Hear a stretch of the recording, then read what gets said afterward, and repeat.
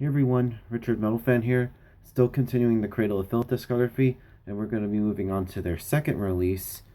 These Vampire, or Darkly Fairy Tales in Phallustein, or however you say this. So yeah, now this is obviously considered an EP, but honestly, it goes on for a little over 36 minutes or so. It can be considered to be a full length, but apparently this was considered an EP. But anyway, with this EP, this came out like 2 years after The Prince of Evil Made Flesh in January of 1996. But during this time, however, there was a lot of tension between Cradle of Filth and their label at the time, Cacophonous Records, if I'm pronouncing that right. And there was sort of a little legal dispute there, which I'm not really sure how. And to get out of the dispute and sort of like during the circumstances and stuff, they had to like make this to they had to obligate for obligations. They had to like make this EP just how it was written and recorded. And also during this time, half the band sort of left during the recording of this album. Like Paul Allender and Paul Ryan both left the band, and they've basically been replaced by Stuart Antis, and the Benjamin Ryan left, and he's been replaced by Damian Gregory. And this is actually the first album that also have another member, a backing vocalist, a girl named Sarah Jezebel Deva.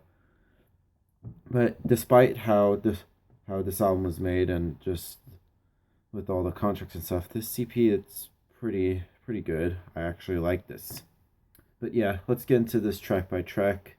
Now, it opens up with Ebony Dress for Sunset, which starts off with a little bit of an eerie keyboard intro. So it sort of just leads into some really great riffs and some really great drumming. I think it's pretty much one of the best songs off this album. I really like this song a lot. Then we get to The Forest Whispers My Name, which is basically just a re-recording from the song off The Prince of Evil Made Flesh, and basically with this version, it's pretty much basically the same as it is. So basically my thoughts on the principal version basically it still kind of remains the same with this version. I think both versions are pretty good. Then we get to Queen of Winter Throne, which is the longest song on this album. It's a little over 10.5 minutes long. Pretty much my favorite song off this EP. It just kind of goes very diverse a little bit. It kind of goes slow and it goes fast. It shows a little bit of a diversity with this song. I really like this a lot.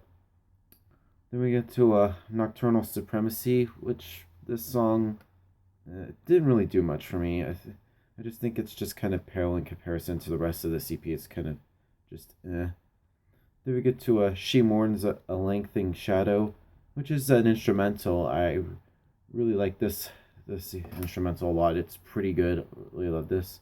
And this closes off with The Rape and Ruin of Angels, Hosannas in Extremis, which is pretty much a solid track. It's a pretty good way to end this little EP. Now, overall, Vampire by Cradle of Filth, it's a pretty good EP.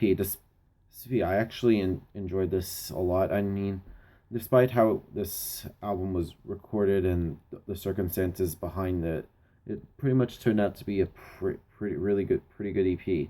Now, if to give this EP a score, I'd probably give this a solid 9 out of 10. So yeah, that's my review of Vampire. And guys, and this is also, before I mentioned, this is actually one of the two releases that they put out. They put out two releases in the same year, 1996. This is one of them. And we're going to be looking into the next one in the next part of the Cradle discography with Dusk and Her Embrace. So yeah, thank you guys for watching. See you all later. Keep it metal.